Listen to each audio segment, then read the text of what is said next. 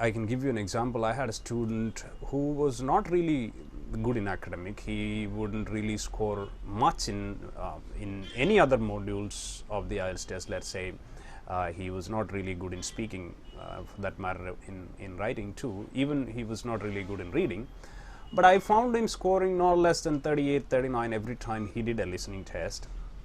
And then I tried to find out what could be the reason. How does he do this magic? Later on one day when he came to me, he was sitting next to me at my workstation, and I asked him, "Do you watch some movies?" He said he does, and I showed him some of the movies. I had around 250 Hollywood movies, like English movies, on my computer.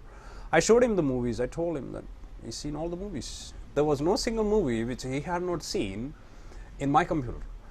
Which means watching movies is one of the most important things to follow if you want to improve your listening skills.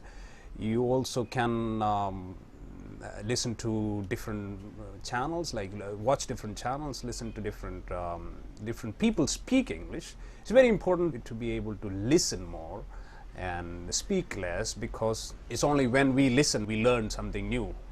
And when we speak, we give out what we already know, but when we listen, we learn more. So the ability to listen and learn a language is very vital, very important. And whenever you listen to something, whenever you listen to anything in English, let's say you listen to many people speak English, you listen to different conversations every day, it's important to grasp anything and everything that comes your way. Grasp it, try to observe different language structures, different usages that various people use. So you should definitely be able to learn from what you listen. Learning from what you're listening is, what I mean is, you should analyze every sentence that you listen to, every language structure that you listen to, and then make it yours.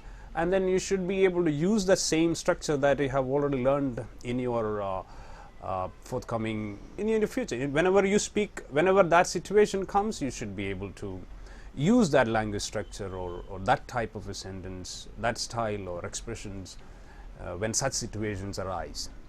So it's very important to be able to listen carefully, like listening and hearing. There is a difference, right? So we hear a lot of things. I can hear a lot of noise from all around, but I am listening to my own voice.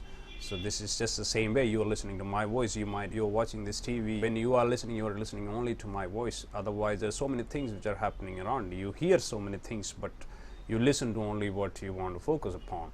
So it's also important when you do the listening test. It's good that we stay focused and do not give ears to any disturbance which is around us, and stay focused on the question, and then stay focused on the answers too. I also suggest watching some of the online channels, like let's say YouTube is a very good resource for listening to various accents across the globe. You would get to listen to any type of accent on YouTube.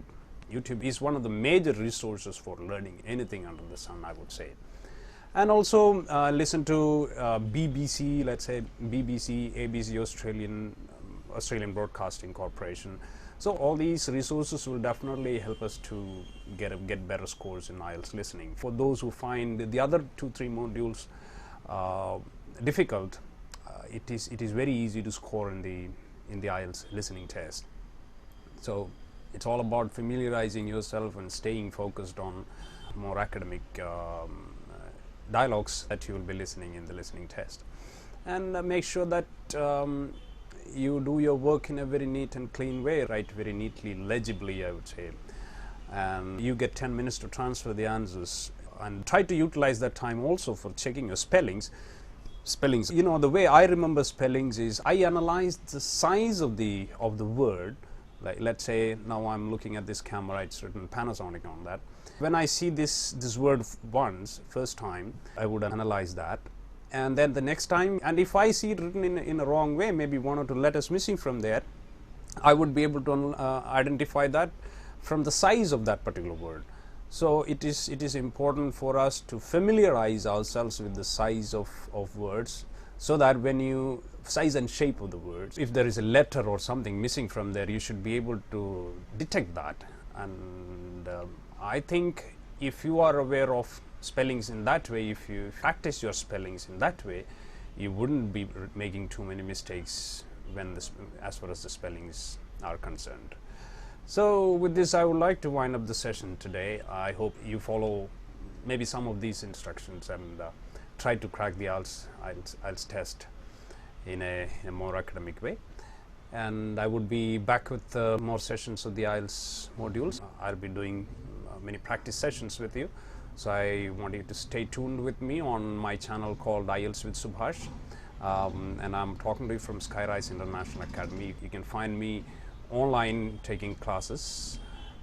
If you are interested, you can enroll with me. You can go to www.skyriseinternationalacademy.com, where you will be able to purchase several packages for the IELTS.